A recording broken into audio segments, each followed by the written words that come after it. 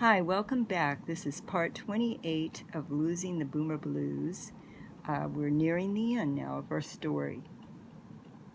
"When did she write her will?" inquired Mary. "She came to me 3 years ago. She didn't want me to tell either of you, so I respected her wishes and never said anything. I had power of attorney. She trusted me. I loved Grace, and I'm going to miss her too. Each month, when she came to Union Square to have her hair done, she'd pay me a visit. We'd have lunch together, and afterward, we'd walk over to my office, and I'd balance her books. She never failed to mention how much she adored both of you. She loved you like daughters." Jane replied, "I loved her so much, and she loved me back. She always encouraged me to follow my dreams. She insisted that I dream big, because even if it felt like my dreams were hopeless to reach, they were stairways to a happier tomorrow, and the odds were never against a positive mind." Mary interjected. "She told me the same thing several times through the years." Vince replied, "Life is not everlasting.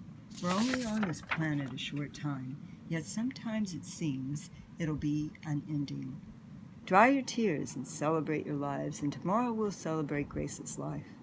She was blessed to experience a long, rewarding lifetime filled with loving friends and a lifestyle she loved that made her a decent living. She was a fortunate woman." Mary and Jane hugged Vince goodbye. Mary smiled and said, "We'll see you tomorrow, honey. Thank you for being here. I love you so much." Vince responded, "I love you too, Mom. Ruth will be coming with Fran and me. We'll make this a day of joy. I'll get started on the paperwork after the memorial. Everything will be taken care of. It may take a few months, but we're not in a hurry. Grieve if you must, but don't let the sun catch you crying. Grace wants you both to be happy and carry on for her." Grace's memorial. The next day, Mary wore her sunglasses to the shop for the last time. When she got there, she tucked them away inside the eyeglass case, walked over to Grace's desk, opened the wooden box, and placed them inside. Gently, Jane opened the blinds, gazed outside, and turning to Mary said, "It's the end of fall, and the sun's peeking out from behind the clouds as the leaves gently blow away." Lucy phoned the shop, letting Jane know that she would be joining them for Grace's memorial. She had received good news. Skip and Marilyn's baby girl had been born on the day Grace passed away, and they had named her Grace. Marilyn remembered meeting Grace and had never forgotten her generous heart. She had once given her a vintage angel for the top of her Christmas tree. She recalled that Christmas visit to California and meeting Grace with fondness. Every year she put the antique angel up on top of her tree. It was only natural that the baby be named Grace Rose, in honor of Grace and Marilyn's beloved grandmother, Rose. Vincent, Francesca, and Ruth arrived to join Mary and Jane for Grace's celebration. Ruth and Fran remembered Grace, showering them with much love down through the years. Vince was grateful to Grace because if not for her, he would have never met Fran. He shared the story of how they met at yesteryears as young teenagers spending their summer break helping her out in the shop. Vince recalled Grace encouraging him to come in on the days Fran was scheduled to work. He had been love-struck the first moment he laid eyes on Fran, and Grace was well aware of it. She was a hopeless romantic. She believed that when you find your first love, it's best never to let go. Ruth smiled, realizing that Grace had a sixth sense. Her predictions usually were right on the money when it came to love. Francesca and Vincent were proof of that. When Lucy arrived, the three friends read notes that Grace had written to him down through the years. They recalled the many times they had cried on her shoulder and found comfort in her gentle smile and loving embrace. She was always there for them and never would accept payment for an extravagant item if she knew it was more than their budgets would allow. Grace was lucky in life because she was respectful and kind to others. She loved people and everyone loved her in return. Living in the now was important to Grace. It eliminated worry and regret. She lived life when it was happening, in the moment. and she passed that gift of happiness on to her friends. Mary stated, "Losing the boomer blues wasn't easy, but I think we managed to see the light. We need to embrace the past, live in the now, and not worry about what the future holds.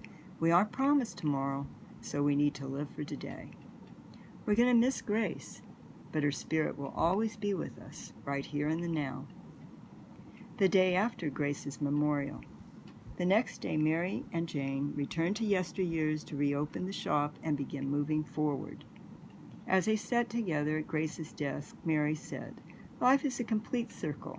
I believe that all our connections in life come back around after death. No one ever leaves us. They're always with us. Our spirits are eternally connected." Jane was teary-eyed as she spoke. "I feel like a kite without a leash. I never knew my mother. Grace was like a surrogate mom. She was always there for me, and I'm going to miss her so much. I know she didn't want tears, but I can't help the way I feel. I'm only human. I simply have to cry. Grace will understand. She was always there for both of us. She helped us cope with our boomer blues." Mary opened the wooden box and, removing the sunglasses, walked to the window display case and placed the shades inside. She put a sign next to them that read, "Not for sale." Jane stated, "I'll never make fun of them again, Mary. Those sunglasses brought sunshine into our lives." Traveler jumped up on her lap. She stroked him and said, "It's going to be all right, little guy." As Mary sat down next to them, she brushed away a tear and said, "It's like Grace always used to say, give thanks for all the blessings that come your way. Thanks to finding those granny sunglasses, we overcame our boomer blues. I'd say that was a true blessing, wouldn't you?"